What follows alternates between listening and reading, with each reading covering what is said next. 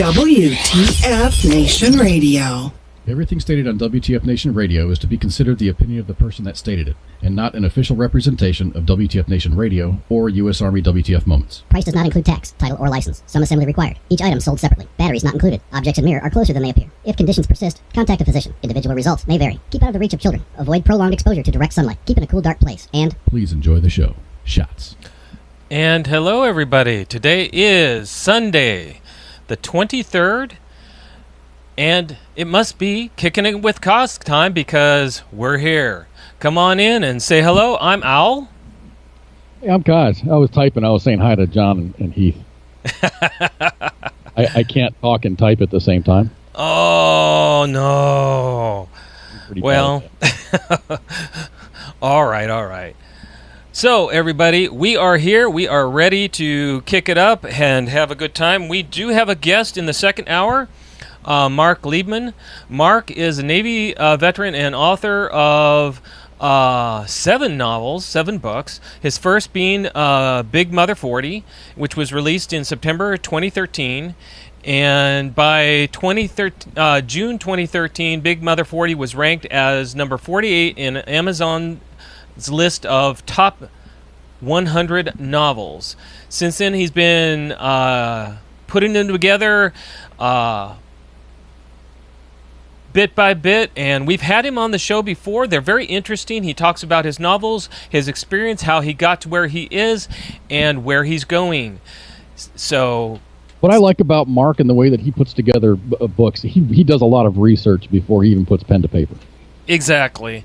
He tries to actually get things to coincide with history, and it actually makes it very interesting the way he does it. So it will be a very good second hour. The first hour, it's going to be Koz and I talking about our usual stuff, anywhere from antics to world domination to the double hurricane. The double hurricane on its way, and anything in between.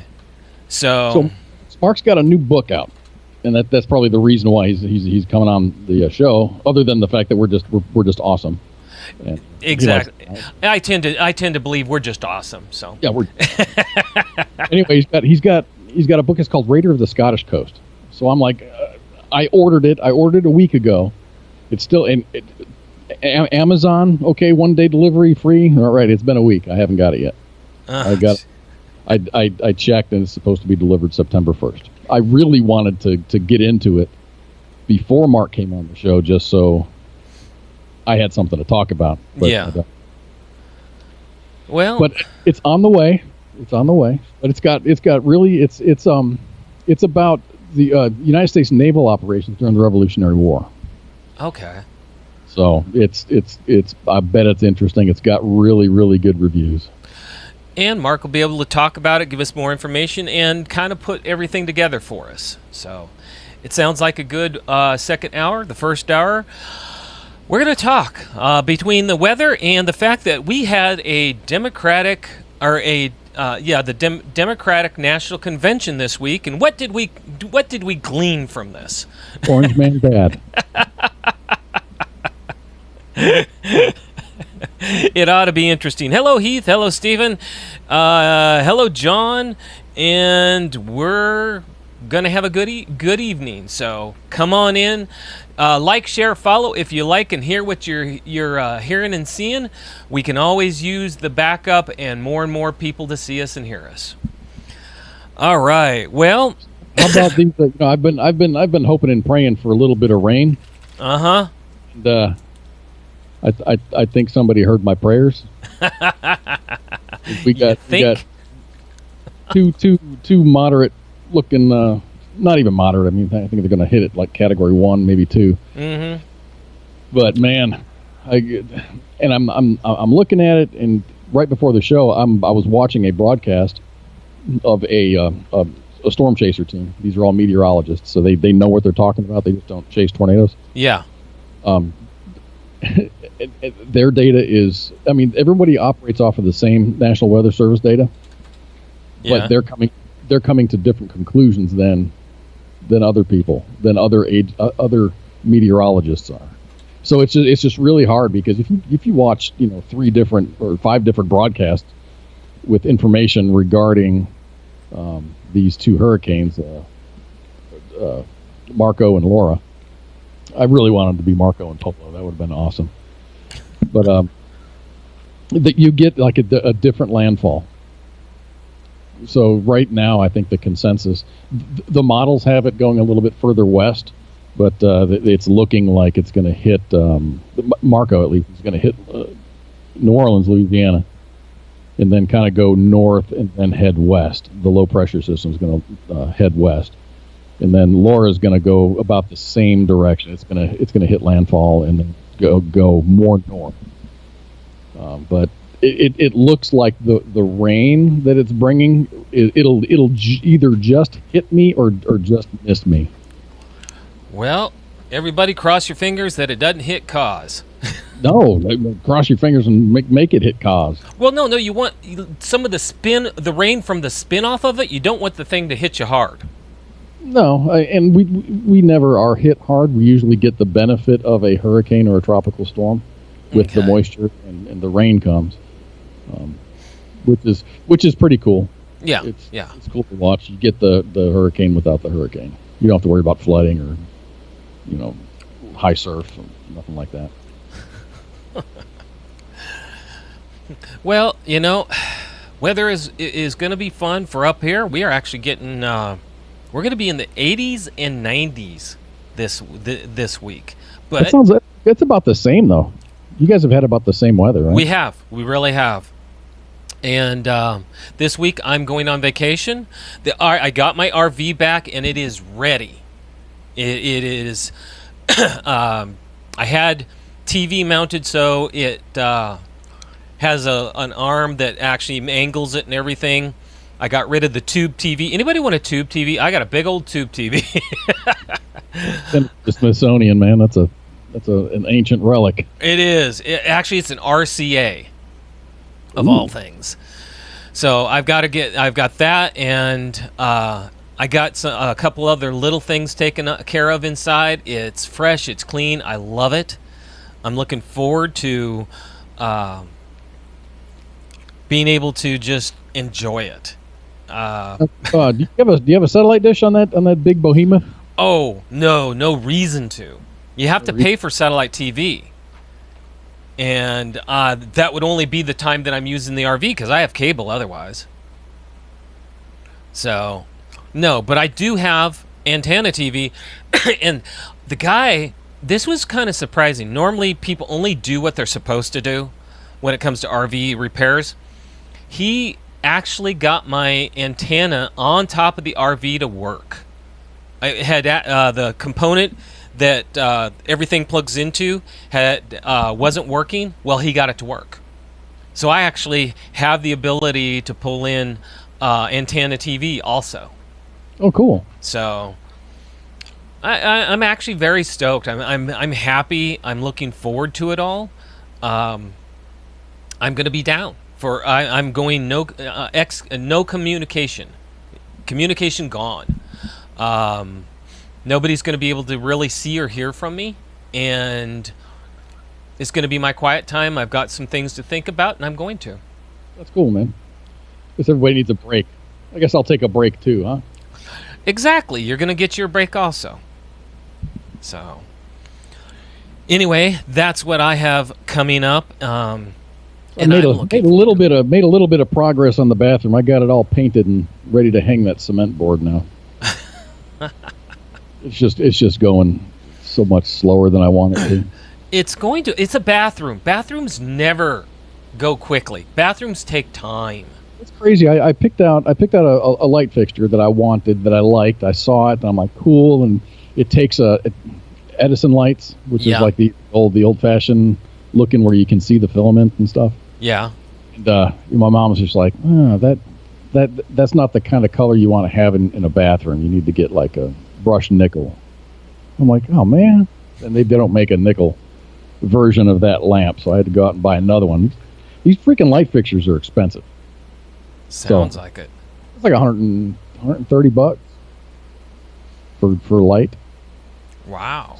I gotta take that dude back because I went and bought a brushed nickel one, and that's the one that I'm going to use. I changed out my exhaust fan. I sent you a picture of that, a couple pictures of that. Yeah. The one I took out was so nasty. Oh my god. that thing, I should send that to the CDC and just see what they can find in there. It's so much. Bleh. It was bad. I sent it to my dad. He sent me a text this morning. He goes, I couldn't sleep last night because of you. Hello, Holly. Good to see you. Hello, Branko. How you doing? Everybody's coming in. I'm glad to see y'all. We're having a good evening. We've got a good start to everything. Hopefully things will just keep going smoothly. So you're doing you replaced this nasty looking fan. I replaced the nasty fan. I had to I put a coat of Kills on the wall, just as a primer coat, and saw that I needed to touch up some of the texture on the wall, so I did that. Then I painted over that, and now the wall is the color that the wall is going to be. Okay. Did a good job at that. And, yeah. So sometime this week, during the week I'll hang that concrete board. And then I have to go back to the store, and I've got to actually make up my mind what kind of tile I'm going to put on the floor and in the shower. It's so hard to choose. Yeah. So I have to get finishing pieces that fit, and it's just a math thing. I mean, you got to. It's just it's a lot of trial and error. Yeah. Well, it wasn't because I did the backsplash on my right behind my oven and under my countertop or under my my cupboards in the kitchen, and then over by the sink. I did all that, and that wasn't too bad. That was the first time I had ever done wall tile before. Yeah. So it's no big deal. I just want to make as few cuts as possible because these are going to be big, either 18 or 24-inch tiles. Well, you're going to be busy. That's for sure. Once it starts going, it's easy. It's just that starting part, making sure I'm starting.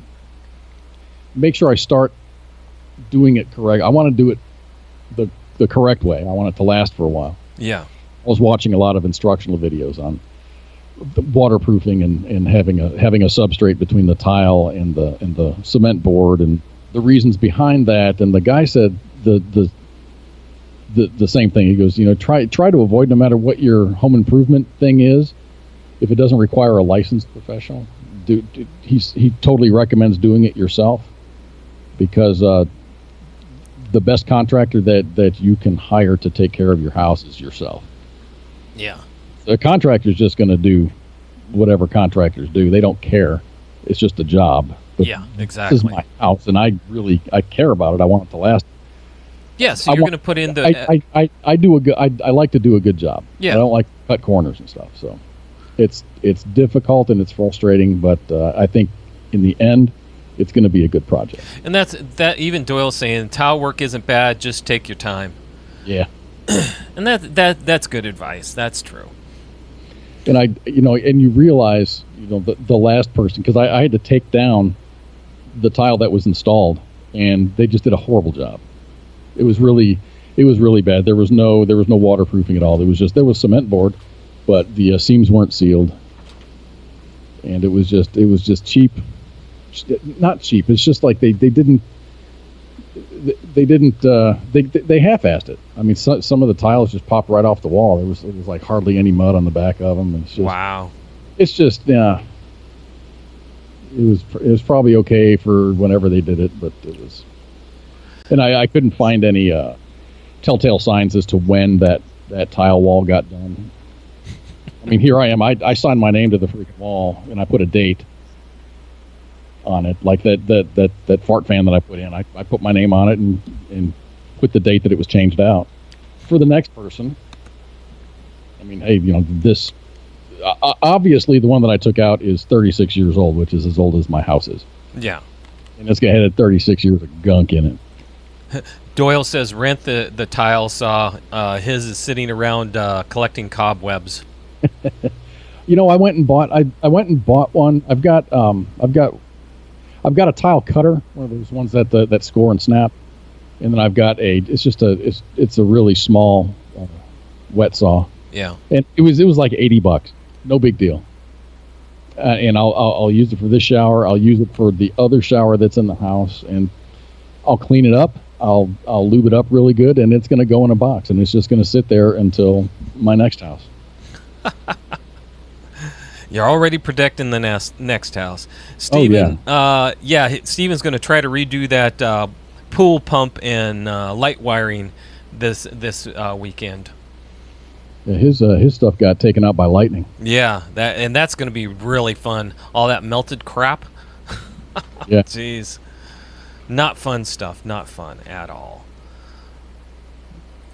Well, all right, I have to ask you. Did you, Mr. Koz, watch the Democratic National Convention? I did not, only because I don't have cable. Oh. But I did, I did see highlights, and I did read some of the summaries of what was discussed and talked about and lied about, and It really, from what I read, and this is from several different, CNN, Fox are just two of the sources that I have. I went to One American News, and just some blogs from political science people. Yeah, and they're just saying that it was first off, it was disappointing that the Biden camp chose Kamala Harris. There was from what I gather, there's a lot of unrest about that one. Yeah, but it was just so underwhelming what all the speakers and stuff were up there talking about. Well, none of them were positive. All from what I gather, every one of them had a negative message. The other part that came around was it was produced like it was Hollywood. It didn't have any cutting edge to it. It didn't have any personality to it. It was very rehearsed, and there was no spontaneity to it. And I don't understand. That's part of when you go when this type of thing, people are looking for the moment, and from what they said, there was no moment. People are looking to be motivated and excited about a campaign, and from what I read, there was none of that. Yeah. Jeremiah says he wished Jo Jorgensen would come back.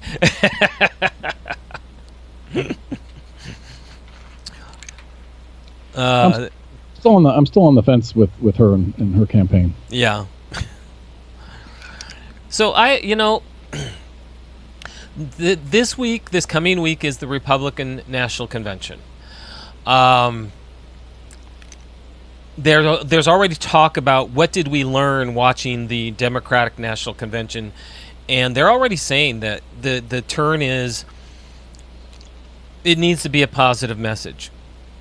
And they've even showed the format, and every speaker is going to talk about positivity, the positive about America. I think that's a good thing. You know me, I'm Mr. Positive. I want positive messages out there. Well, no one likes to be beat down. No one likes to hear about all the crap that's wrong. Exactly. Being shamed, being told, well, you're a horrible person because you're white, or you're a horrible person because you think this, or you're a horrible person because you think that. You know what? Here's one. They're talking about how we should be ashamed for black people. An example was brought to my attention that I think is actually indicative of the truth about things.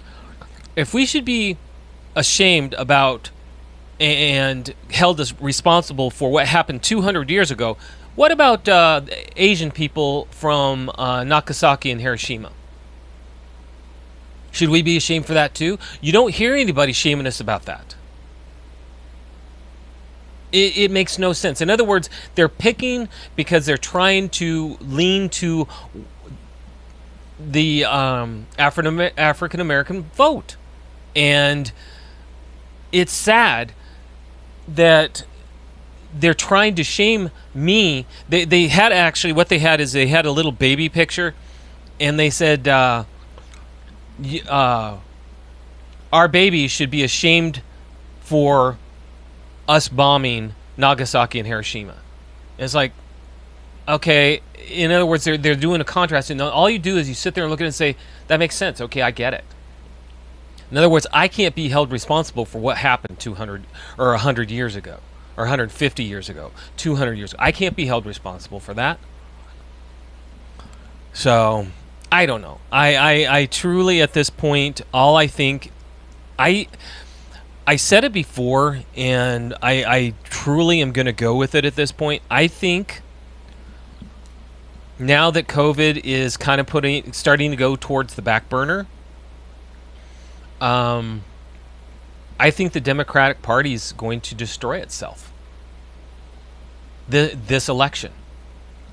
Go ahead. I think I think that there's so many factions within the Democratic Party, or people that identify themselves as Democratic, that it covers too broad of a political spectrum. Mm-hmm. It's really causing a lot of disagreement within that single party. I agree. Oh, did you hear? This is something I found funny. Okay, they're saying right now in the polls, Trump is actually he's actually even with Biden in Minneapolis. Or no kidding. Not Minneapolis, in Minnesota. In Minnesota, which has been Democratic for quite a few years now, they actually say he's even. I don't trust polls. I don't care what they say. But I don't trust polling. This is actually these are run by people who are independent. They're not Democratic. They're not Republican. They do a decent job. And they said that this is something that Biden and their campaign isn't even looking at. They still think that they have Minnesota without a problem. They still think that they have all these battleground states sewn up because because 3 weeks ago Biden was ahead in most of them by at least 5 to 8 points. In Minnesota, he was actually double digit, or not Minnesota. Yeah, in Minnesota, he was actually double digits ahead. And now they're saying they're even. I don't know. I think when it comes down to election day, and I think everybody has early voting. Like two weeks before election day, we can go and cast a vote in person. I think when election day comes and you're in that ballot box and it's just you in that ballot box, that's when the rubber's going to meet the road, and that's when we're going to be able to tell. And I agree. And all these pollsters out there, we polled 1,000 people, and remember last 2016 how bad the polls were off? They were so bad. It was. Although I'll give a little hashtag to that, or not hashtag, a little asterisk to that. 1 week before Election Day, all of a sudden, polls started to show something was going on that wasn't being caught. And that's what, at this point, Democrats are getting really worried, and there's even talk that there might be some problems in California because of all the things that are going on there, and the governor and how he handled COVID, and he's showing his true colors and all the riots. They're even saying Portland now may have a problem holding the Democrats. I saw some videos coming out of Portland. It's like citizens kind of fighting back against. Oh yeah. Oh yeah, there are now people getting in fistfights. There are now police have to get in between Antifa and people who just want this to stop. I mean, this is killing businesses. Everybody who has a business down there can't do business because these damn crybabies have taken over the damn town. Well, put it to this way. Okay, I'm gonna come clean with my whole vacation. I am going to go quiet. I had to cancel my vacation plans, but I'm still going to be in my RV. We were going to go to Whidbey. The base commander there decided that because of the numbers of the COVID numbers went up around the base, he decided nobody was going to be allowed to come on base except for essential personnel, including retirees like me, camping. Because if I were to go off base and get something and catch COVID and then bring it on and go to a shopette or to an exchange or something and give it to someone else, it spreads like wildfire through the base. Okay, I get that. No problem. I was going to make plans to go down to Camper Ilea. I actually had reservations. And then I saw the stuff going on in Portland. And you may not think, well, that's just in Portland. No, it's not just in Portland. It's in the surrounding areas also. And I sat there and went, you know what? I don't want to be a part of this. And neither does my wife. I mean, who wants to shoot somebody in the face on their vacation? That's just not fun. Yeah, I mean, who wants to get into it? Who wants to be... That's not a vacation. When you have to worry about where you're going and if someone's going to confront you, that is not a vacation. So my wife and I are staying at home. We actually have our RV set up. It's leveled off. TV's ready. Everything, the refrigerator's ready. Everything's ready. We are going to be in there. And we're because we aren't spending the gas to go somewhere, because we aren't spending all this money for hookups and everything else, she's going to go to a spa day and 2 massage days. We're going to go to the gun range and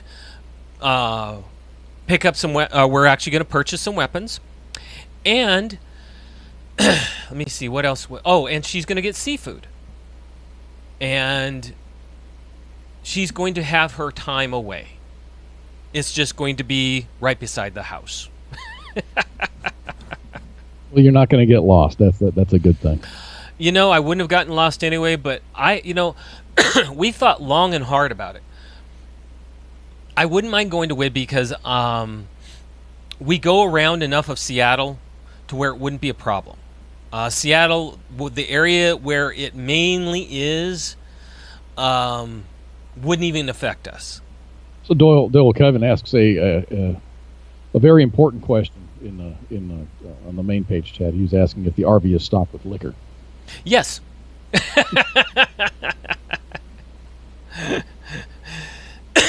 Yes, we do have liquor stocked. But that, we talked about it, and she said the only alternative, because of the base commander at Whidbey, was to go to Rylea. And Rylea, the base, it's not affecting the base, but around the base, they can't tell from time to time what's going on and who's doing what. And it's like, we just don't want to get involved in this. Even to get there, we have to drive in the Portland area, and you don't know from day to day what area they're blocking on purpose. That's a good point. You don't really know.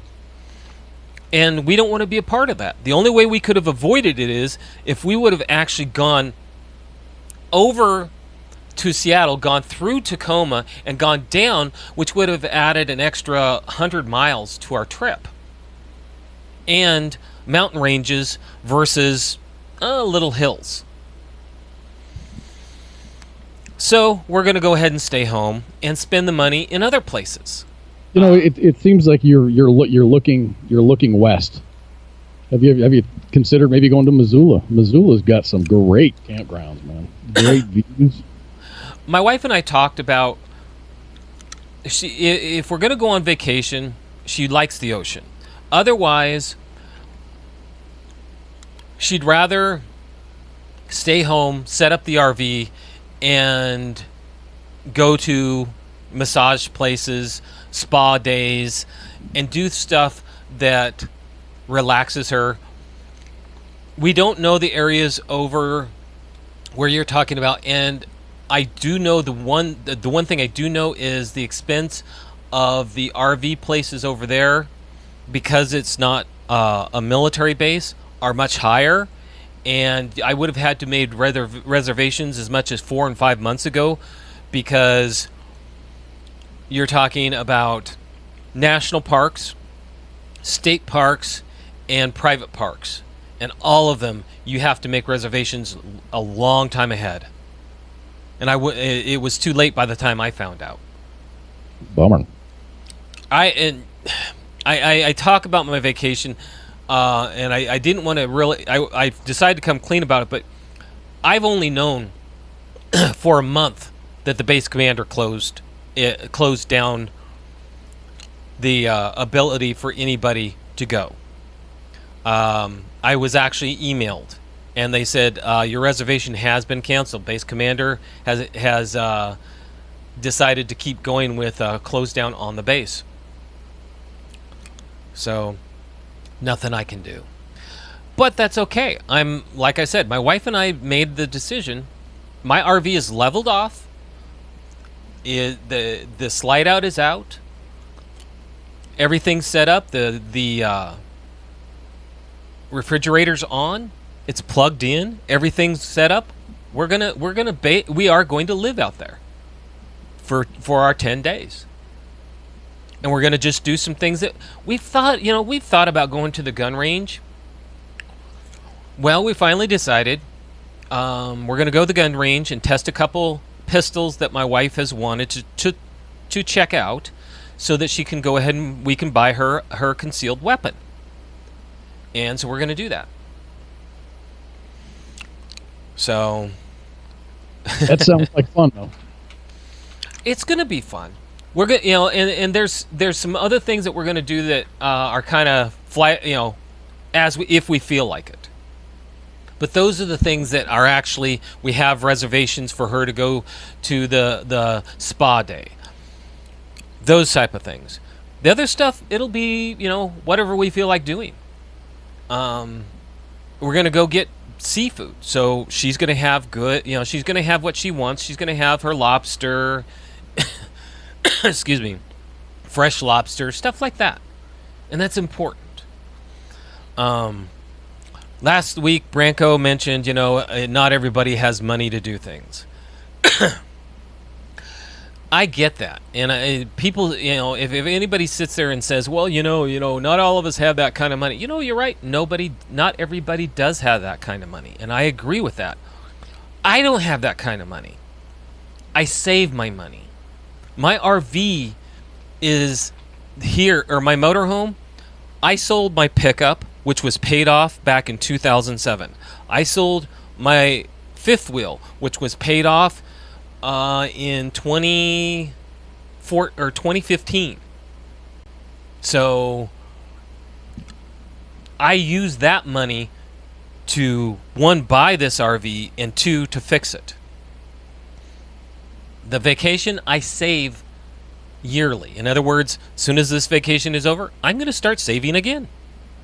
I do nothing but save. I know. It's cool because I'm paying off a lot of debt. I mean, and this is since I got divorced. Yeah. In 2014. So, I paid off. See, when I got divorced, I had maybe $16,000 or so left for student loan. Yeah. But then I got stuck with a shit ton of credit card debt. Ooh. Earlier, let's see, about mid-year in 2019, I finally paid off my student loan. Yeah, I remember you kind of celebrating that. Oh man, that was a relief. And then last week, I wrote a check that paid off the credit card. So all that credit card debt that I had is gone. Dude, that is so cool. No credit card debt now, which is cool. And I'm refinancing my house, and that's going to save me like $130 a month. Nice. So things are looking good, and it sucks, and this is a problem that I have. Things are going very, very well. Yeah. And fluidly, and there's really no hiccups. And I enjoy it for a short amount of time, but the longer the good things happen, I'm always looking for that oncoming train. I'm like, okay, what is going to happen next? Exactly. And I don't blame you with that. For the other shoe to drop, man. I'm waiting for something to, like that freaking asteroid that's come by on November 2nd. Did you read about that? November 2nd? November 2nd, there's an asteroid that's going to zip by the Earth. I did not read about that. It'd just be my luck that damn thing lands on my brand new fucking roof. But it's yeah, you're right. I get it, and I get that feeling. So what I'm trying to relay, because Branko brought it up last week, and it kind of stuck in my brain. Get it? Understand? Koz and I are not young. We've had to bounce back from being in debt. We've had to bounce back from this, that, and the other thing. And I've all right, fine. I'll admit I've declared bankruptcy before because of a divorce. So I get debt, but you learn from it, and you don't want it to happen again. I save. I literally have a safe. In that safe, I have envelopes with names on them, like for vacation, for this, for that. I have all these envelopes, and every month that's what I do is I put money in those envelopes. And that's how I save. Because then there's no temptation for me to just write a check or get cash. It's sitting in there, and I don't open that safe but once a month. And that's it. Everything's in a bank for me, man. I got my 401k through work and everything. And that'll, whenever I get, like if I get a pay raise or something, I'll do the math. Mm-hmm. And all that goes into the 401k. Yeah. Until I'm maxed out, and then I can't do that anymore. But then it's like with my savings account. Every week I've got a bunch of money from my paycheck that just goes into a savings account, and I don't touch it. It just goes in there. And John, with Hillary, I agree. I think they're making the same mistake. I think they're living in a bubble, and they're not willing to look at the reality. They think shaming people works. And well, it didn't work last time. And I think it's working less this time. I think the American people are smart enough. Yes. To not get. I mean, there's some that just believe everything. Yes. On both sides of the aisle, but I think the majority of Americans are smart enough to know when they're being played. And I agree. I mean, right now, people are saying, Trump, coming up with all these things, and it's like about Trump and about Biden. And you know what? Records are proof in the pudding. Trump, since he's done these things. Biden, what he's done in 47 years is not very, there's not a lot of substance to it. Oh, but he means it this time. Yeah, exactly, right? And then the other part of it is he isn't condemning the violence. The Democratic Party has been silent about it. They're kind of walking on eggshells. They know what their constituency wants to hear. Yeah. Well, no. And they're sticking to the script. They know what their radicals want to hear. And here's the one thing that has been pointed out a number of times.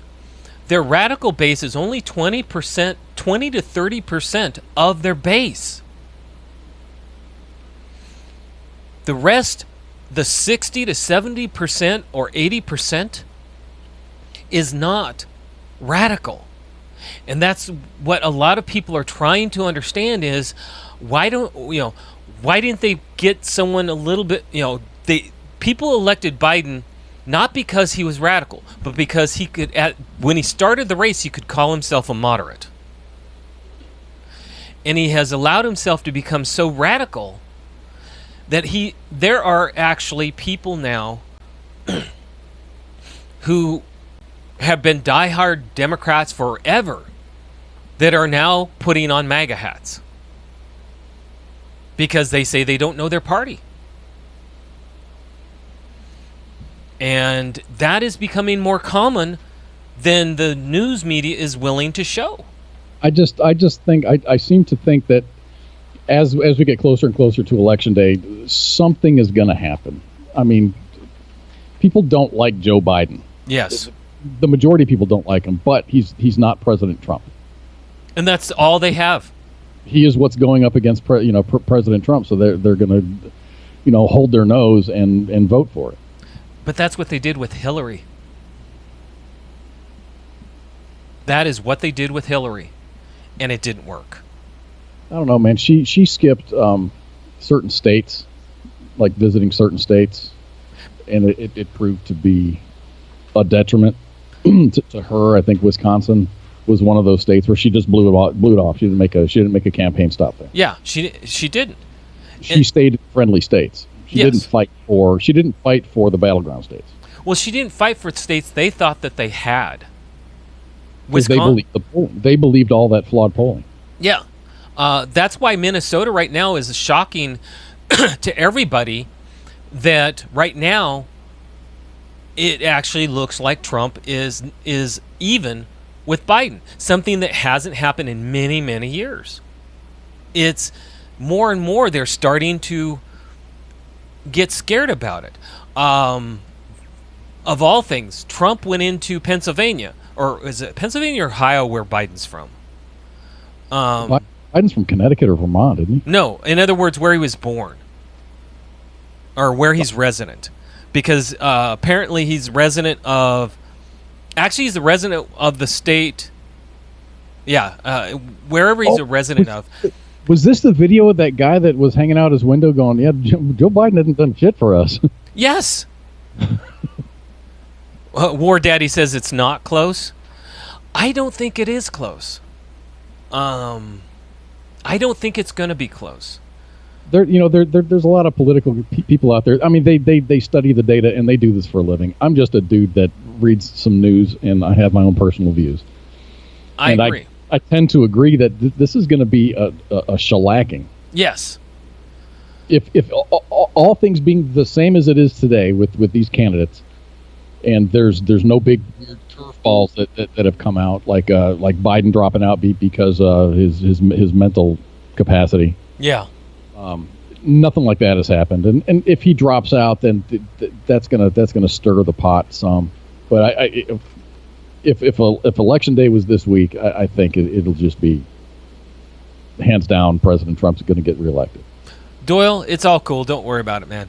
No, that's what I mean. Last election, everybody had Hillary hands down. It was going to be a landslide.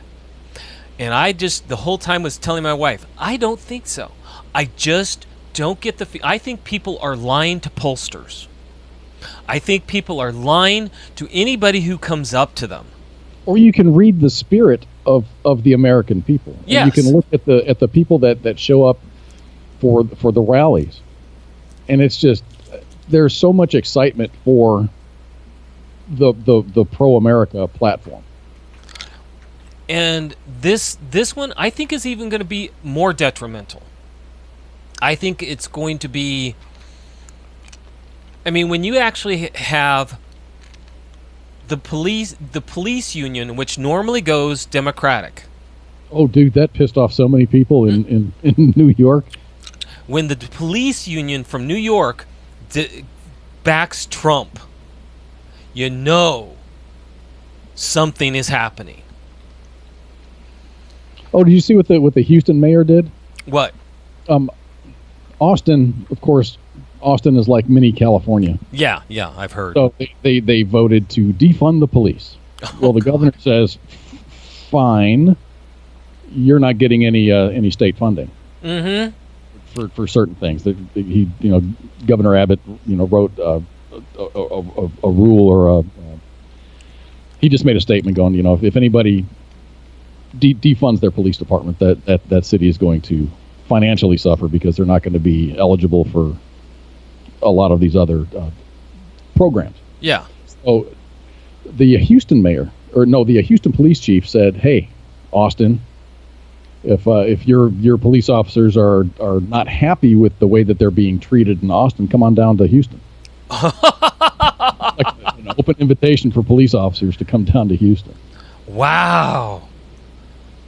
And see that there's, from what I've heard, the numbers in places where they're trying to defund or they're allowing the protesting to go unchecked.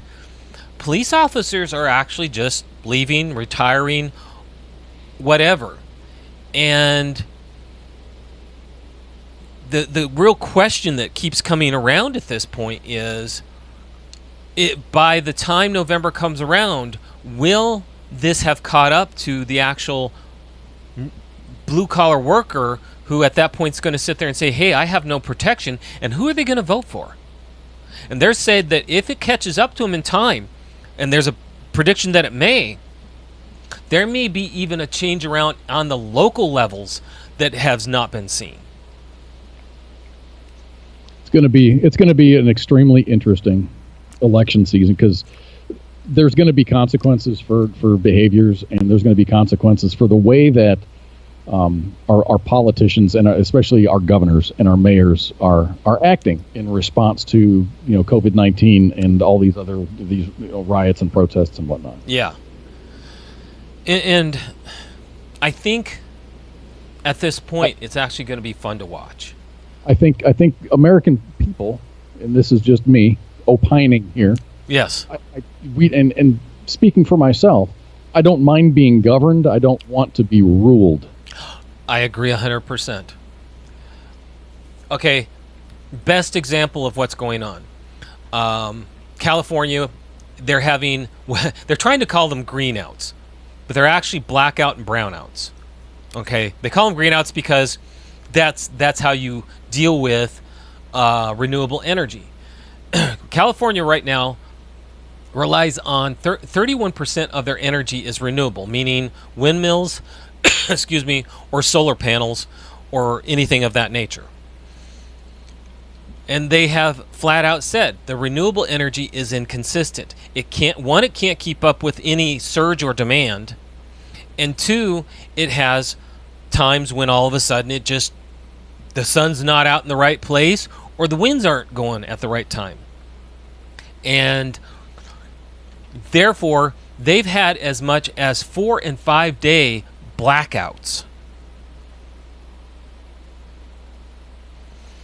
And that's what, yeah, right, Doyle, greenouts. That's what they're calling them out, greenouts, because it's green energy that is causing the problem. And they're saying that they want to convert California to, it is now an initiative that's been passed that I think by 2030, they're supposed to be at 60% renewable energy. So the blackouts and brownouts are only going to get worse in California. I'm looking at a map now. I was kind of curious as to how many hydroelectric dams they have. There's quite a few in California. Uh-huh. There are. But again, there are consistency problems with any of the renewable energies, including hydroelectric. There are inconsistencies. More so with solar and wind than with hydro. And there's Venezuela, before it went through its becoming socialist, they had gotten up to a 60% renewable energy.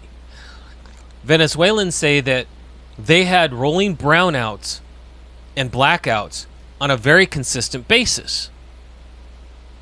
California is worse than what Venezuela, and they're only at 31%. And they're trying to say that that's what we need. This is what we have to deal with, everybody. You need to think about it. I don't like to bring up this type of thought, but at this point, we have to talk reality. And this, even if it hits, it is too small to do any damage. Oh, what are we talking? Oh, talking about the weather. No, they're talking about the meteor that's going to come on the second. They say it's about as big as a car. Mm. So even if it entered the Earth's atmosphere, it'd probably burn up anyway. Yeah. So this is what we have to look at. What do I think is going to happen? I can tell you right now, if a pollster were to call me, I'd tell him I was voting for Biden. Or Bernie. Don't forget about Bernie. I would tell them I'm voting for them. Why? I don't want to argue. And I don't want them to know the truth. Why? I still remember all the coverage going on election day. All the kids, all the, Hillary's big celebration party, and all the channels, oh no, and they just completely fell apart. I loved it. Because all you saw was true tantrums. Normally, when you're looking at, we're probably about 70 days or so Yeah. give or take away from an election. Normally you see a lot of, especially right before a federal election, but a big general election, you'll see these national candidates, campaign signs. I have seen none. I haven't seen anything for Trump. I haven't seen anything for Biden. And I've noticed that also. People are being quiet both ways, I think, this time. And Doyle, you're right. New Zealand does have a great green energy. They have geothermal energy. They've actually managed to harness that. They do really well with it. We don't have that option as much as they do.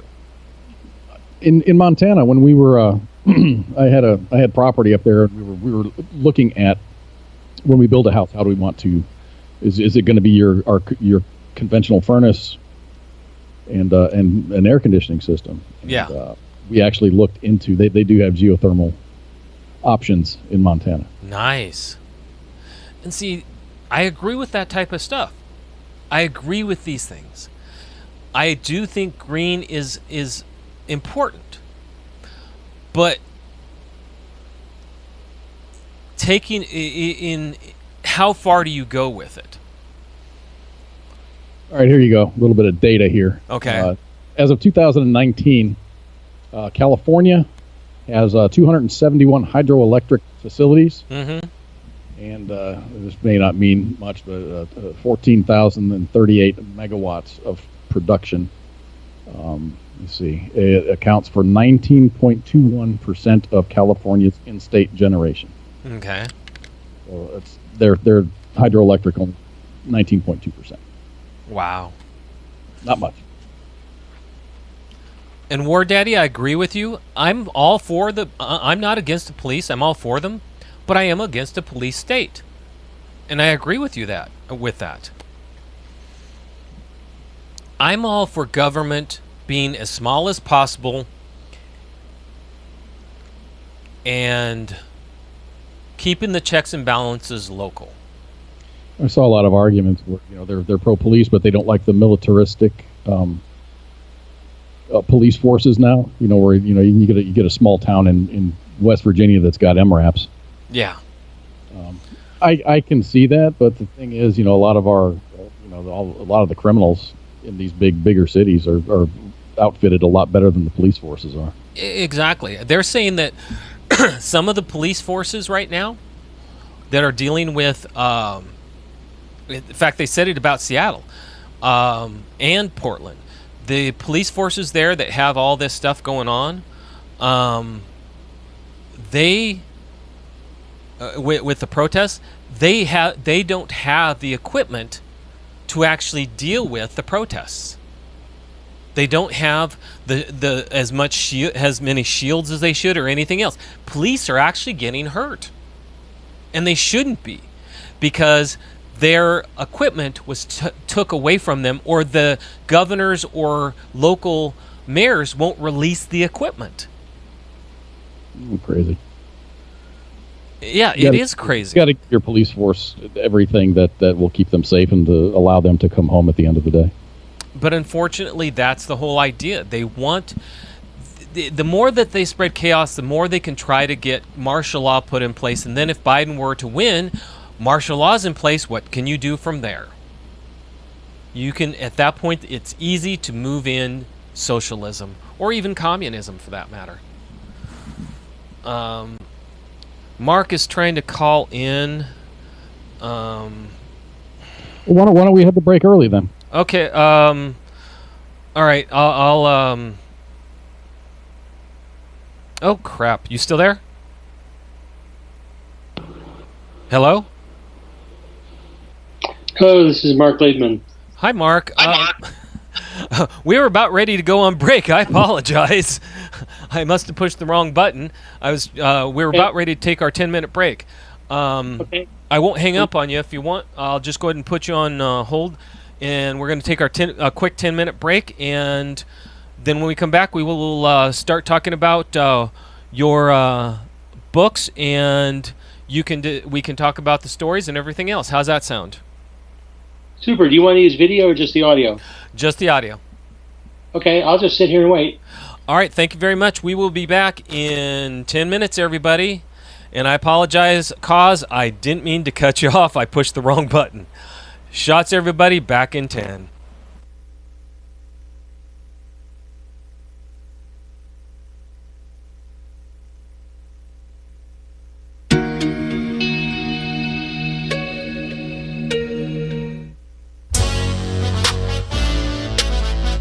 Yeah. Okay.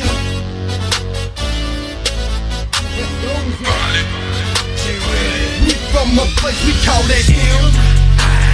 Crooked letter I, crooked letter I. Hope they come back out. M. Crooked letter I, crooked letter I. Hope they come back out. M. Crooked letter I, crooked letter I. Hope they come back out. M. Crooked letter I, crooked letter I. Hope they come back out. Yeah. The muddy waters where I'm reppin', I stay. The orange grove hot boy, I better step up my way. Every time that I do it, I'm reppin' a sip to the fullest. I'm certified, but I don't need my clique with clips full of bullets. Cause I can handle my own, do it myself, don't need no help to get it off the shelf. Mississippi still got my bag, T28 G-Town at the bottom of the map. Get dollars at E, just holla at me. G-Town and beat-down, they following me. Don't think that, following C, cause I roll with the real, never fall on the beat. Yeah, goddamn right I get it. Certified coach boy, sick representative. You can start, guaranteed I'll finish. Gonna stay off top, guaranteed I win it. Put it on for my city, put it on for my state. Put it on for the real, put it on for the fake. Hit me right now with my eye real clap. Mississippi where I'm at, Mississippi where you find me. Yeah. Crooked letter I, crooked letter I. Hope they come back out. M. Crooked letter I, crooked letter I. Hope they come back out. M. Crooked letter I, crooked letter I. Hope they come back out. M.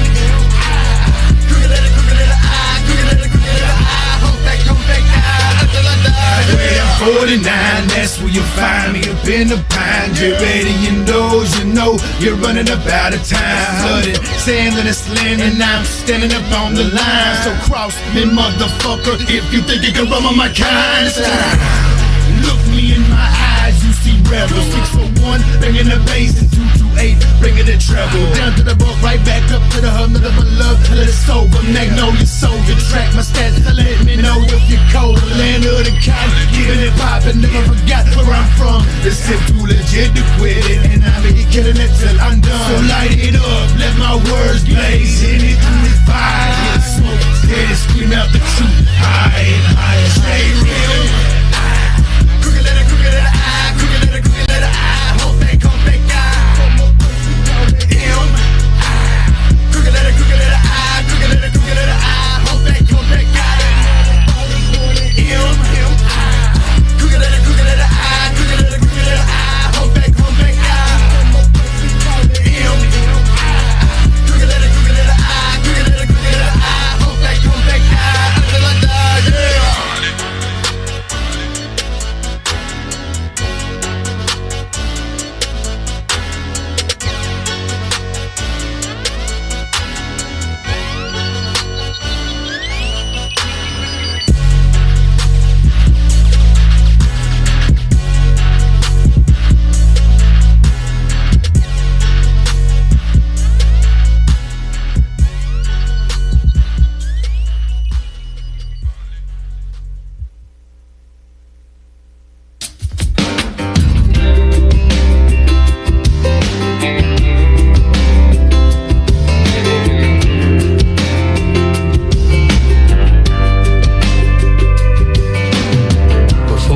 On a Tuesday, it's already been a bad week. My girls had a couple flats, and my dishwasher sprung a leak. From the kitchen, her complaining, you know it just ain't cute anymore. I get the kitchen, starts drifting towards the great outdoors. I smell the honeysuckle blooms, I can see the red buds too. In my garage, I got rods up on the wall. I got a John boat in the yard under a fence.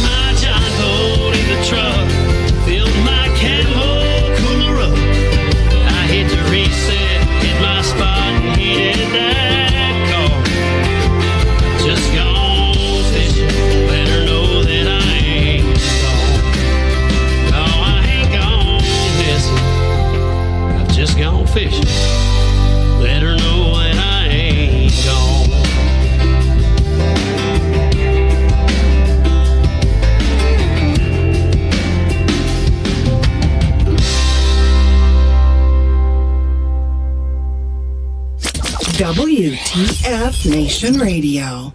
Everything stated on WTF Nation Radio is to be considered the opinion of the person that stated it, and not an official representation of WTF Nation Radio or U.S. Army WTF Moments. Price does not include tax, title, or license. Some assembly required. Each item sold separately. Batteries not included. Objects in mirror are closer than they appear. If conditions persist, contact a physician. Individual results may vary. Keep out of the reach of children. Avoid prolonged exposure to direct sunlight. Keep in a cool, dark place. And Please enjoy the show. Shots. All right, everybody, we are back for the second half of Kicking It with Koz. I am Al, and we have with us accomplished author Marc Liebman, I have to watch myself, who has wrote 7 big books, major books, and he's explained this before because he's actually been on before. All of them have been about starting with the Vietnam era and coming up. He tries to match his books with history and tries to throw in thrill and what's the word I'm looking for? You want to help me with this, Mark? Sure. Do you want me to try to explain what I do? Please, please. All right. So I've written a series of books. There's actually 6 in the first series. The 7th is coming out in October. And it follows the career of a young naval aviator from the Vietnam War up through the 1990s to the more or less the end of his career. And what I try to do is make the books operationally accurate. In other words, guns jam, plans don't always go the way they're supposed to. Things break, and the good guys don't always have the best equipment. The second thing I try to do is put them in the proper historical context so that the characters and the plot is driven by the actual history that surrounds the story. So, for example, in Cherubs 2, which is the first book in the Josh Heyman series, the backdrop, and there are several scenes throughout the book, are the protests, or the anti-war protests that happened in the United States during the war. The last book I wrote, or I should say is published, because I have more coming, takes place during the American Revolution. But the concept is the same. They're historically and operationally accurate. In this case, I had to learn how to sail a square rig ship so I could effectively write the sailing scenes. Okay. Well, it sounds to me like everything is going forward then, because you started a new book. Correct. A new series, I should say. Yes, actually, the new series is what's known as an Age of Sail series, and I grew up reading C.S. Forrester's Hornblower and Patrick O'Brien's Jack Aubrey series, one of which is made into the movie Master and Commander, and then there's another series written by a gentleman by the name of Alexander Kent around a character called Richard Bolitho. Okay. And the interesting thing is that all those books are about a Royal Navy officer during the Napoleonic Wars, although some of them start during the American Revolution. What I did is I said, well, look, I'm an American, I'm not a Brit. And so the first book, Raider of the Scottish Coast, starts off with a story of 2 midshipmen, one in the Continental Navy and one in the Royal Navy. Yes. And so throughout the series, the characters' lives are going to intertwine. There will be times where they're friends, and then there'll be times that they're mortal enemies, depending on what point in history we're at. Yeah. Okay. All right. Well, now, before we've talked about your previous series, and I really enjoyed listening about that. You gave me some good examples of what's in the book and how fun they are. Do you have some examples about this book? Sure. Raider of the Scottish Coast, again, starts in the early days of the American Revolution. The 2 principal characters are a Brit and a young American from South Carolina. And so what happens is they start as midshipmen, and they serve under good officers and bad as they go through what I refer to as the School of Naval Hard Knocks. And, for example, Darren Smythe, who's the Royal Navy midshipman, is on board a ship, and it gets ambushed by a privateer. And doctrinally, the captain wanted to follow Royal Navy doctrine, but the privateer was fighting a different way. As a result, the Royal Navy captain gets killed, and it's a lesson for Darren. Yes. The American, his name is Jaco Jacinto, he's an American of Spanish descent, is on board a ship with a captain who's incompetent, and there's also another interesting man from history called John Paul Jones on board, and so he learns from Jones what to do, and he learns what not to do from the captain, whose name, and this is the actual man's name, is oh goodness, I can't remember his name. Oh, it's Essex Hopkins. I'm sorry.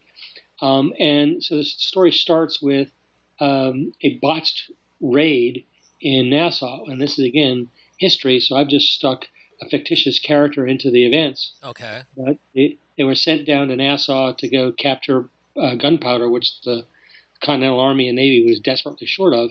Yeah. And they surprised the British, but then they gave them 24 hours to surrender, didn't blockade the harbor, and the British took all the gunpowder to St. Augustine, Florida. Okay. Yeah. Well, go ahead. No, and that's actually what happened. And oh, by the way, there's one interesting footnote. That the raid on Nassau in March of 1776, if I remember the date correctly, is the first time the United States Marine Corps made what we would call now forcible entry, but assaulted a beach. Oh wow. Okay. Yeah. Well, and see, this is.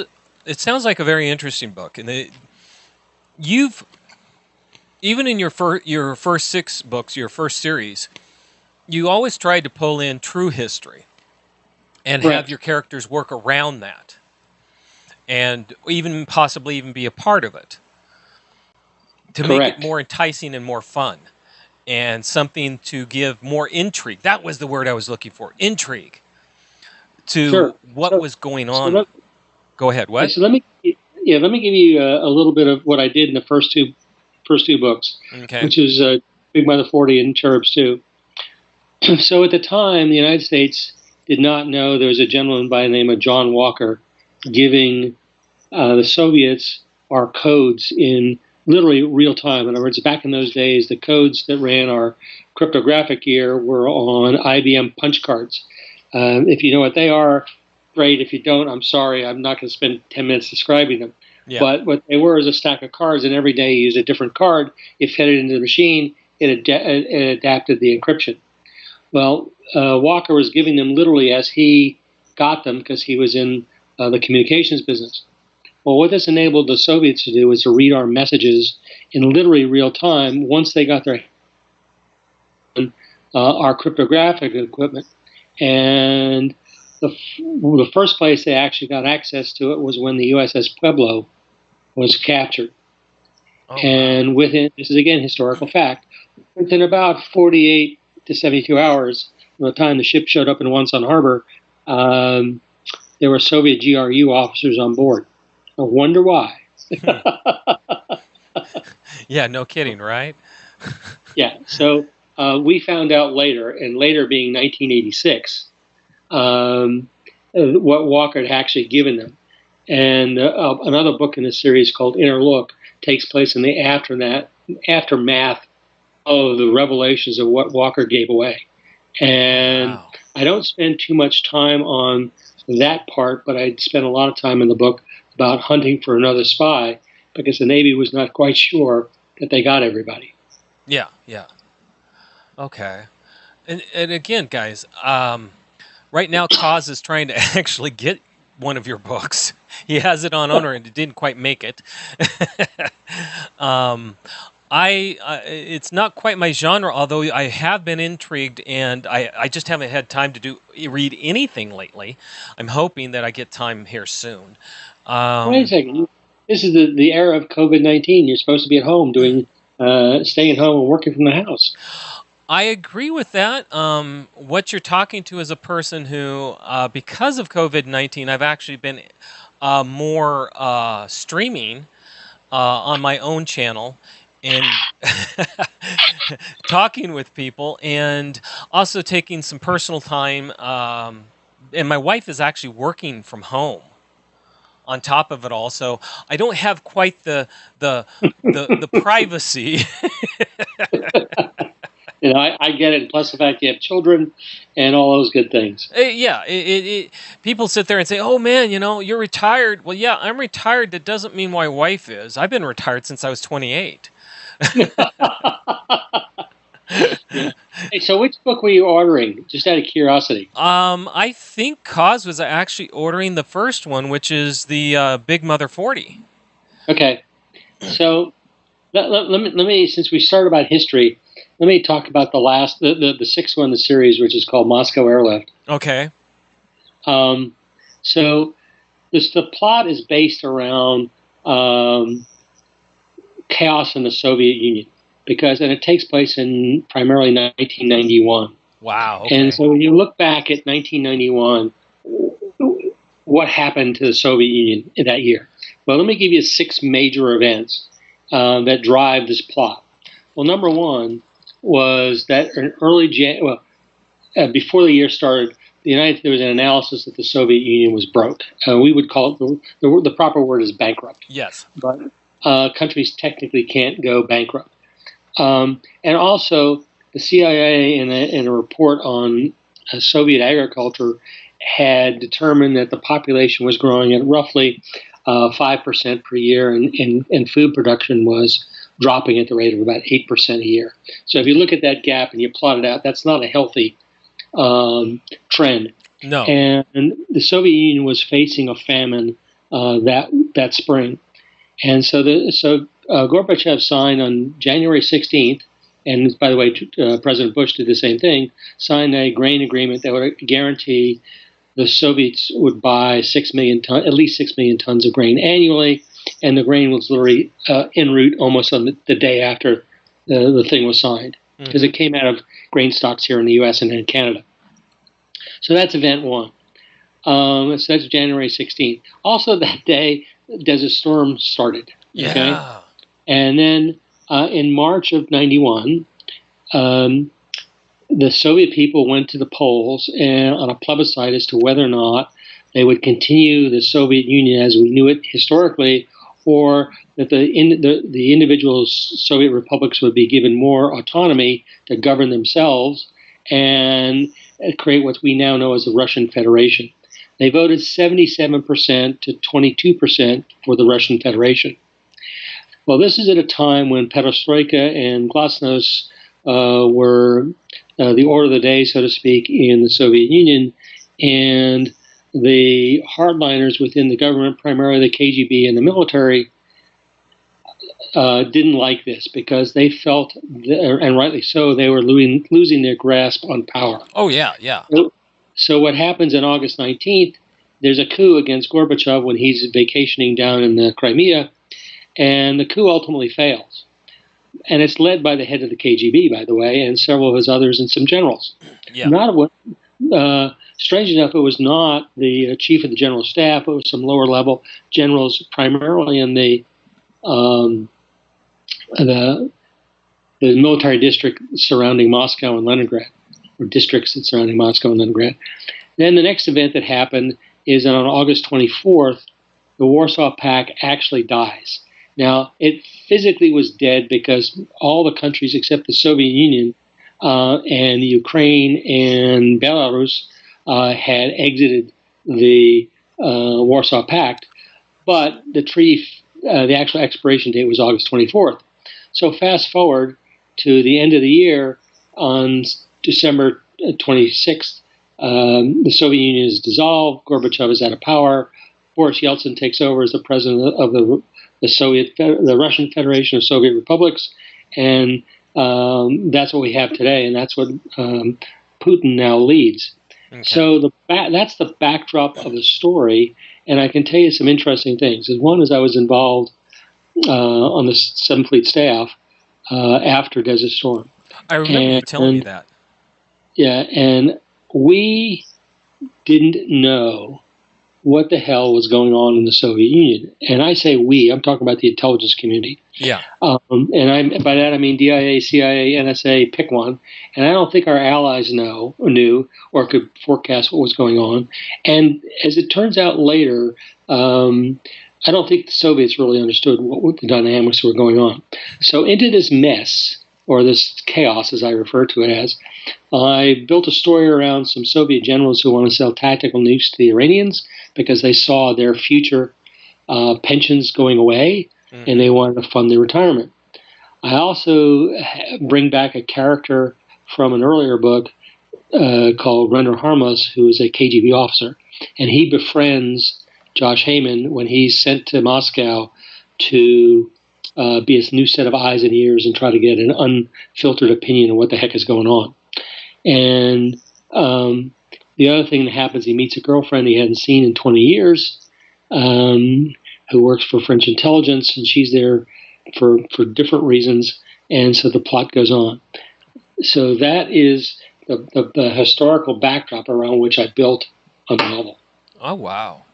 I mean, that's a lot of intrigue, and it really does sound good. I may actually, I'm playing with some ideas, and I may actually have some time to start reading again, so I may get that chance.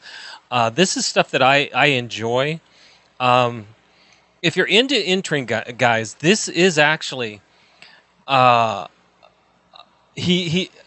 tries to melt things into true history. He melts his characters, he melts his intrigue, he melts all that is going on in his book around true history to make it more of a, while the intrigue is going on, even though these aren't real characters, the history is. And it makes you think about it, and it makes you even try to learn more or get more into history, which I think is a good thing. I mean, obviously, those who do not learn history are doomed to repeat it, and it's a good thing to learn. So, go ahead. Let me toss something else on the table. If you pick up Moscow Airlift, okay, there's a publisher versus author aspect to it.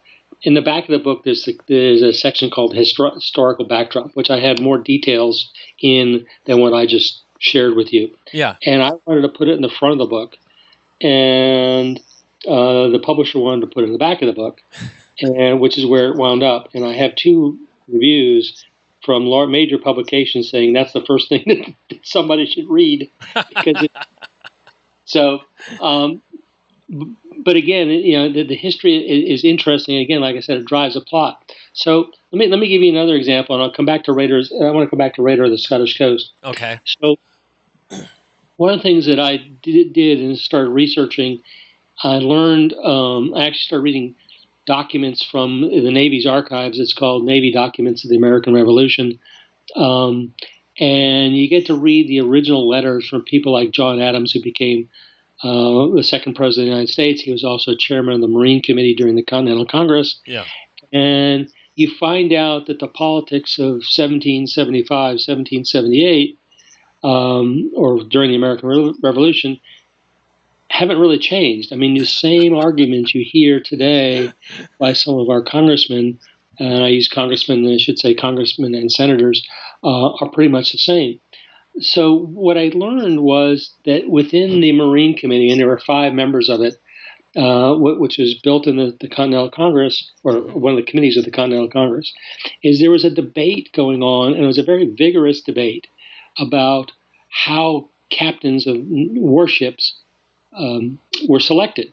And Adams wanted it, because he was from Boston, which is a big seaport, he wanted to assign friends of his or friends of his family who were merchant ship captains to be captains of warships.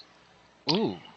Joseph Hughes from Rhode Island had a different opinion. He thought they should be picked on merit based on performance, and that they should go out and find a few select officers who had experience with the Royal Navy, but were, I'll use the word colonials, and make them captains and learn from them. One of those gentlemen was a man by the name of John Paul Jones. Oh, wow. Yeah, so I'm going to use John Paul Jones as an example because I started reading things, and one of the things I found in those documents was his original log from the frigate Ranger and its cruise raided the Scottish coast and all that good stuff. It captured several prizes, including a frigate twice the size. And there's, but anyway, so Jones is an interesting character. Some might call him an a-hole, but he was a severe taskmaster, but he was generally pretty fair to his officers and his crew. And he knew that he was brought into the American Navy because he was Scots by birth to train and build a U.S. Navy. Yeah. So what I did is I guess the right way is I digested or summarized his views of what made a good naval officer or an effective naval officer. And so it came down to this. His number one was leadership. In other words, the man had to be a good leader. The second thing he had to be is a good seaman. So in other words, he knew how to handle a ship. Yes. The third he had to be able to do was understand strategy and tactics, because back in those days we didn't have GPS and radio systems. Once you sailed out of sight of land, you as a captain were a diplomat and warfighter. Yeah. And social director, and whatever you were, whatever the situation was, you were it. And then the last thing that the officer had to have was courage, and he defined courage not in the face of the enemy, but to make tough decisions about his ship that may not be popular. Yeah. So there's a phrase in one of his letters where he's describing something totally different, and he says, this is what makes a good naval officer, and everything else is claptrap. Okay. So that's a direct quote. So you find those kind of tidbits, and they make great stories, since you build those into the novel, into the characters. So another thing that I spent a lot of time researching was not so much how to load a muzzle-loading cannon, but its performance. And what I discovered was that the U.S. was playing around with guns with longer barrels. Really? And you have to answer the question, why? Well, if you're an artilleryman, it's obvious. Yes. Or if you're a gunsmith, it's obvious. The longer the barrel, within limits, the greater the muzzle velocity and the greater the accuracy. Yes. Well, you're dealing with a cannon, a muzzle-loading cannon that's a smooth bore, and there is a certain amount of there's a certain difference between the diameter of a 12-pound cannonball or a cannonball and the bore of the gun. Yeah. However, I stumbled on a document written by a Brit in 1855 that went back and looked at all these Royal Navy tests around to the turn of the century.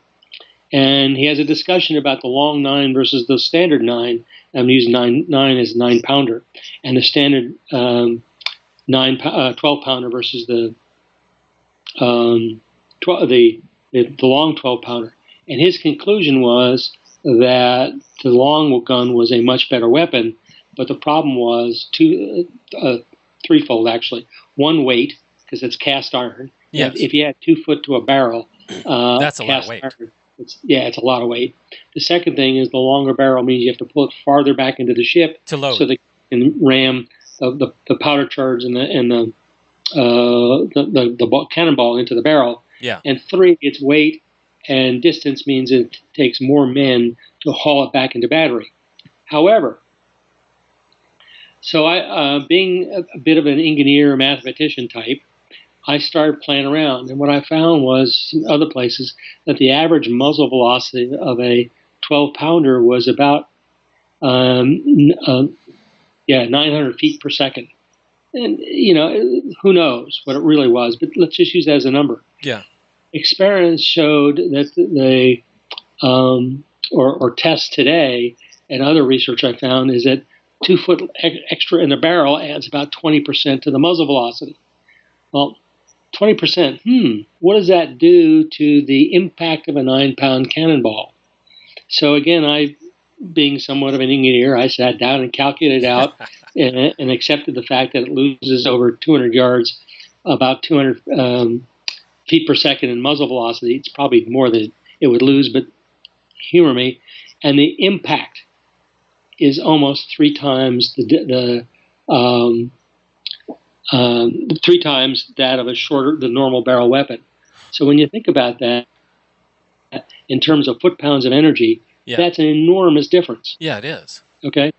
And so now I began to understand why Joshua Humphreys, when he designed, and this is obviously after the war, but designed Constitution, Constellation, the 6 frigates, to have long 18-pounders and long 24-pounders. Why? Greater muzzle velocity, greater impact when it hits another ship, and obviously greater accuracy. Exactly. And this is so I built this fictitious frigate that's in later the Scottish coast and will be in the next 2 around long 12s. And I've taken some flack from some purists, and then I sent them my notes, and they went, "Oh my God!" So while I'm rambling about this, I want to share one other thing. I mentioned a chap's name by the name of Joshua Humphreys. Yes. He was a ship. It was in his late 20s, early 30s when the American Revolution broke out. He was a shipbuilder and ship designer in Philadelphia. He and another gentleman by the name of James Hackett in Portsmouth, what we now know as Portsmouth, New Hampshire. In those days, it was in Kittery, Maine, to be precise, but which is on the other side of the river. But they were playing around with improving ship designs from what they had gotten from the Royal Navy, because the Royal Navy, the UK or England, was running out of oak and heavy and dense woods, and so they were actually contracting with U.S. shipyards as late as 1774 to build small frigates, small being 20 to 36 guns. Okay. So we had the designs here in the United States because the Brits sent us the drawings, and they started looking at these and said, we can do better. So if you look at the ship designs that were first built in 1775, 1776, versus the ones that these 2 gentlemen built in 1780, 1781, you can see an evolution. And the evolution begins in a couple different areas. One, they learned or figured out that a long, narrower hull, tapered in the stern, went through the water faster than a bluff-bowed shape with constant beam. Okay. And so I'll use the word flow drag. There's another marine engineering term which would just confuse everybody, but everybody knows. Most people know what drag is. Yes. So you reduce the drag. The second thing that they discovered was that by layering, and this is Humphreys, by layering wood, sandwiching a thick layer of oak, thick being depending on the size of the ship, let's say 2 inches of oak sandwiched between 2 inches, on the outer layer, and 2 inches of pine, which is a softer wood, and then another 2 inches of oak on the inside. When it was hit by a cannonball, the pine compressed and allowed the outer layer of oak and the pine to absorb the impact, and the inner layer provided the stiffness. Really? So guess what you didn't have? 2 things. One, you didn't have penetration, and 2, you didn't have the spall from splinters being blown out either from the impact or the penetration of a cannonball. Oh, wow. So Humphreys, this is just one of the many innovations that went into the design of the Constitution, which, guess what, is known as Old Ironsides. Why? Because up to 24-pound cannonballs were bouncing off her hull. Why? Because Humphreys had put in this layered wood that increased weight, made the construction of the ship much more complex, but from a cruise perspective, was safer. It was a lot safer. And so you now had gunners who didn't have to worry about being shredded by shrapnel, who could literally work their guns. So you have ships like Constitution, and that were significantly faster than the Royal Navy frigates of the post-American Revolution. But Ranger, going back to Hackett's first design, Ranger was the size of a typical 24-gun Royal Navy frigate. It had some of these elements in it, and it was 4 to 5. It was 3 knots faster. Constitution was 5 to 6 knots faster than anything the Royal Navy had that was either smaller or bigger. Wow. And in those days, 4 or 5 knots of hull speed is a huge difference. Yeah, it is. Yeah, it is. So you again reading all this stuff. So I've incorporated a lot of this stuff in this mythical frigate, which is called Scorpion. And how I came up with that name is a story unto itself. But Scorpion is a 20 gun frigate. It's smaller than what the Royal Navy has, but it's much faster. And then I added some other things that they were toying around with in terms of keel design, copper sheeting, and some other things. So suddenly you got a fast, highly maneuverable ship with guns that outrange what the Royal Navy has of a comparable size ship. And now you have huge tactical advantages. Yeah, yeah. Wow. I mean, and see, I remember when you were talking about this book, because when you came on last time, you had said this was your next project, and you had mentioned this, and that you were getting really you'd gotten a hold of a lot of letters and a lot of reading material so that you could immerse yourself in the history. And I remember you bringing this up, and I sat there and said, okay. I was curious as to where you were gonna go with this, and it sounds like you had some fun with it. I did, and I'm in the midst of writing the second book in the series. In fact, hopefully by the end of next month, I'll have the draft to the publisher. Yeah. But what was really interesting was, I learned a lot of U.S. history. In fact, my blog now, every week I put out something that most people don't know about the American Revolution. I'll probably advance that in time beyond 1800 to, let's say, the end of the War of 1812. But right now, kind of my cutoff is 1800. Although I've been focusing primarily on the Revolution itself, which was an 8-year battle. But think about this for a second. It's 1775. And some hardy soul in Lexington and Concord pulls the trigger, and the Battle of Lexington and Concord is on. Yeah. At that instant, the 13 colonies took on the most powerful country in the world, the wealthiest country in the world, the country with one of the best trained armies, although it wasn't the largest army, and the most powerful and best equipped navy in the world. On day one of the war, the Royal Navy had 355 ships classified as sixth rate or larger. It actually had about 500 ships, so that includes sloops and brigs and stuff that weren't rated. But it had, the Continental Navy had none. So just think about it. The first thing I thought when I started putting this order of battle stuff together was, my God, what were they thinking? Well, but if you think about it, and this is something that, when you say that number, all right, think about World War II. We were at a disadvantage from the very beginning, even on that one. But at least we had a standing Army and Navy and Army Air Corps, and Roosevelt, if you really look at it, beginning in 1939, he was ramping up in the United States. It took us till actually 41, at the end of 41, 42 to get going. Yes. Part of our problem is we had airplanes that weren't competitive. They were close. They were good enough, but they weren't superior. No. I mean, when the second generation of U.S. World War II fighters, both from the Navy and the Army Air Force, came into being, it was, church was out, and it was only the advent of the German jets that even could come close to defeating us. But they were by that time the war was over. Yeah. And while we didn't have numbers, we had at least a standing Army, Navy, and Air Force. In 1775, we didn't have anything. I know. I mean, we had militia, and so from a naval perspective, we had to go from zero to having a credible navy. And so we went through this process of, one, converting merchant ships to warships, issuing letters of marque to people who wanted to go to war for fun and profit, to be really honest.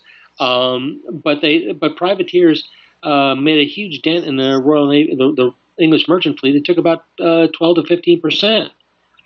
So what it did is it forced the Royal Navy to divert assets, which meant they couldn't fight on a global basis. They had to make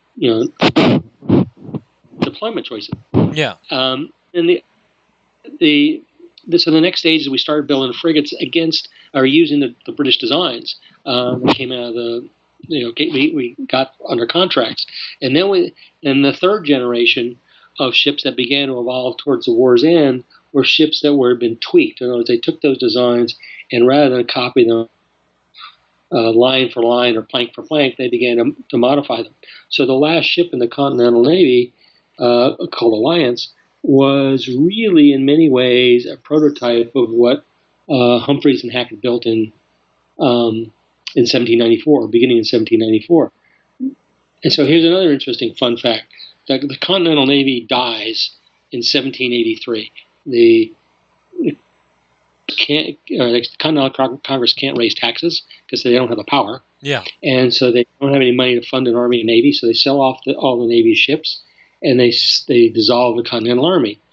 So from 1783 to 1794, the United States was defenseless. We had no army, we had no navy. Really? And a lot of people don't know that, and that led to a lot of things that drove the history afterwards. Okay. So, you want me to keep going? Yes, I was waiting. Come on, you did that suspense. Come on. Okay. So, 1783, we no longer have an army or navy, right? Mm-hmm. The Treaty of Paris that ended the American Revolution really was put together in somewhat of a hurry. But what the British did is they gave us everything from the east to the Mississippi River. And let's put it this way, the boundaries weren't precisely done. So it took a second treaty called the Jay Treaty to figure it out. Okay. In the meantime, at the prior to the war breaking out, a ship leaving any one of the 13 colonies was protected by the Royal Navy. Okay, because we were English citizens, or part of the British Empire. I shouldn't say we're English citizens. Yeah. During the war, or from March of 1778, after the French entered the war until the war ended, the French Navy provided protection for U.S. merchant ships, and the Spanish and the Dutch. Okay? Mm-hmm. War ends, French are out of here, the British are out of here, and U.S. merchant ships are literally prey to anybody and everybody. Oh, wow. And because we were defenseless. And we were dependent on trade with Europe, primarily the UK, and Spain. But that's how our economy was sustained. And so the lesson here is that we're a maritime nation, and we need a strong navy. And there are two things that drove this in 1794 Congress to act. One is the French, because we told them that since the king had been deposed, that we didn't have to pay our loans back. The French were somewhat pissed, so they started seizing our ships. Yeah. And again, we didn't have anybody to protect them. So that was one thing, and the second thing is that ships in the Mediterranean were being captured by the Barbary pirates along the southern Mediterranean littoral, and pirates, the few pirates that were left in the world, were again seizing U.S. Ships. So we created a navy, and that navy is really the federal navy, or the navy that we know today. And the army that was created was really the army that we know today. Okay. So there's this gap. Okay, and the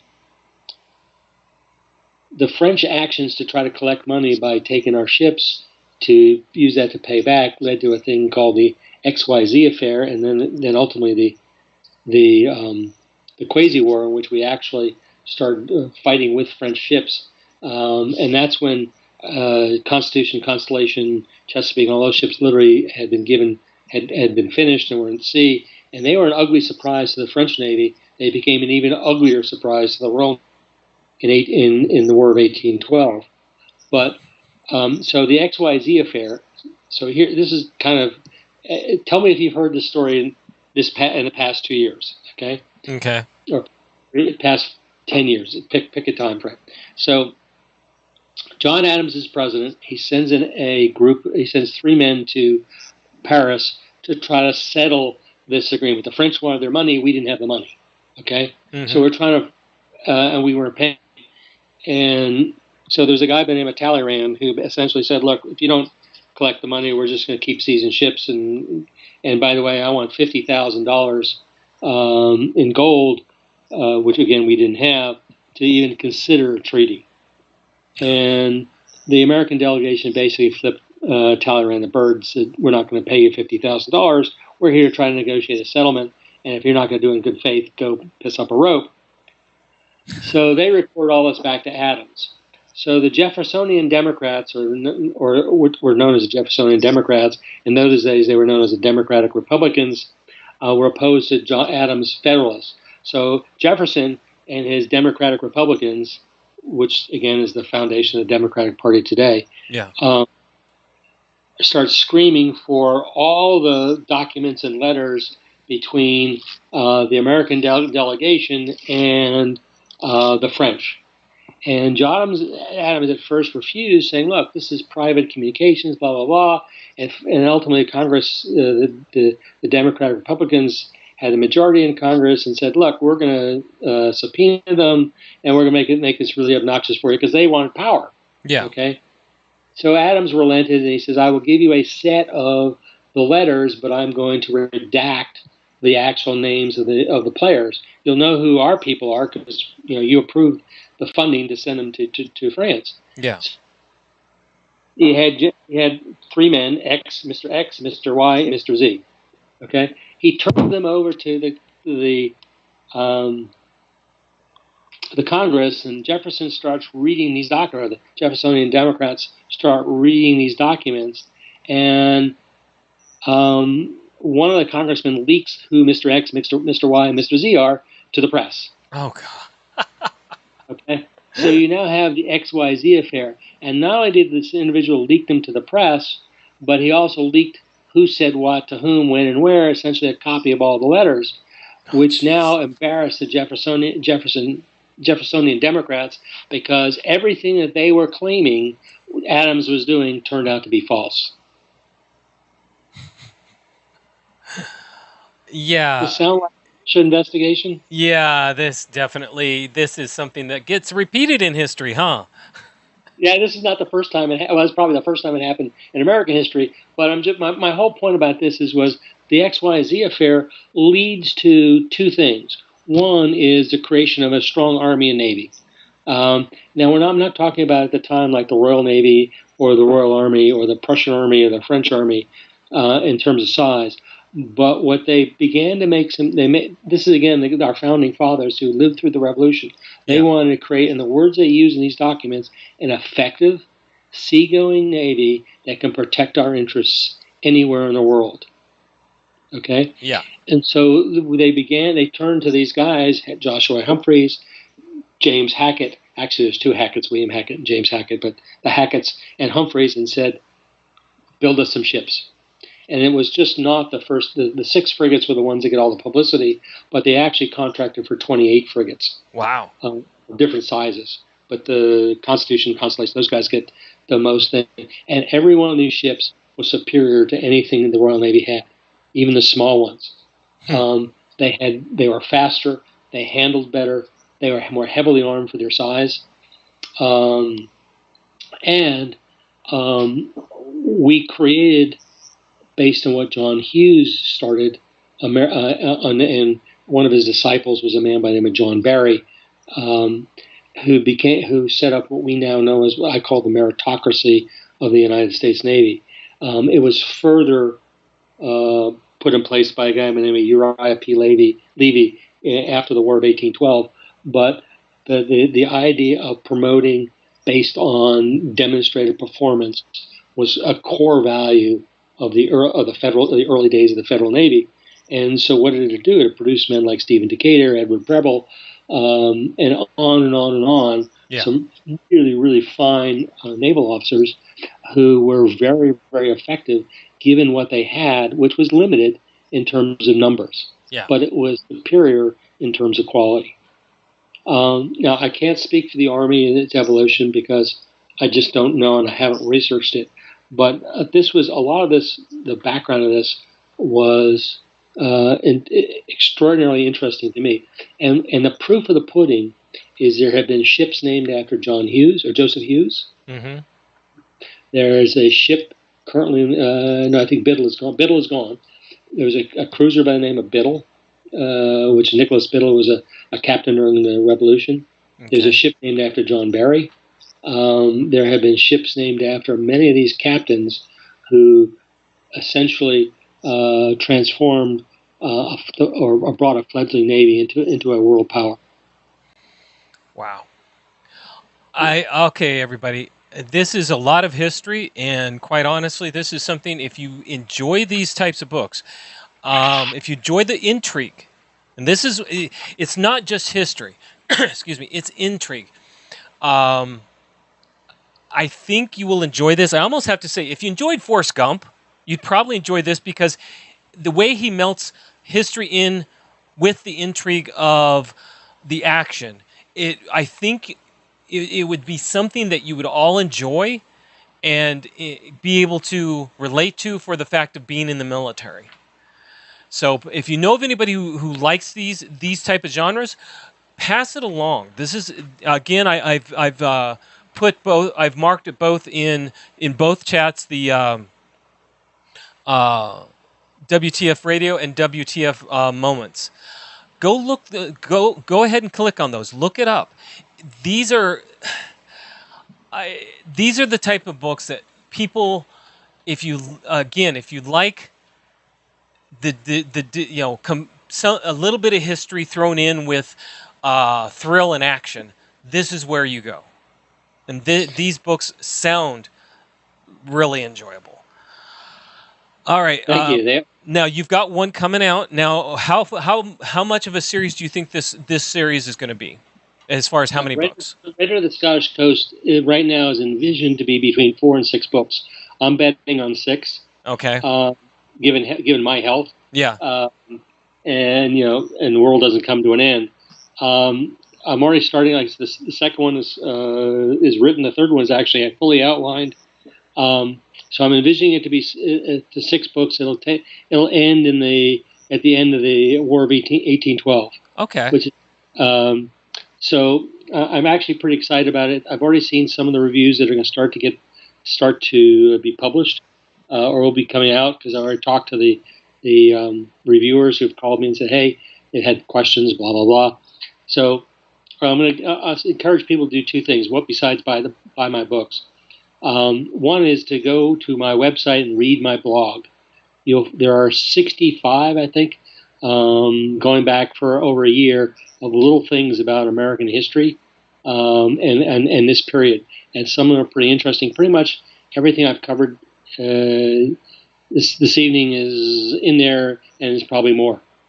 Okay. And the second thing is go back and start looking at the Josh Heyman series in their historical context. The 7th book will be out in second week in October. I apologize if my website has some problems. It's about to be completely revamped because a hacker decided to play with my website. Okay. It's up and running and it's fixed, but we're going to completely redo it. Okay. That work will be done by the end of next month. Okay. So, but read the blogs, buy the books, enjoy the history, and what you'll find out is you'll actually learn something about history. All right. Well, thank you very much, Marc. I appreciate you being on the show, as always. And keep WTF updated as to your progress with your books and when things come out, please. I will do that. I think you're on my mailing list. So you'll know. Well, I thank you very much. I'm going to go ahead and let you go because it's about that time to go ahead and start closing up here too. So, all right. Well, thank you much. I enjoyed it. Thank you, and I enjoyed the talk too.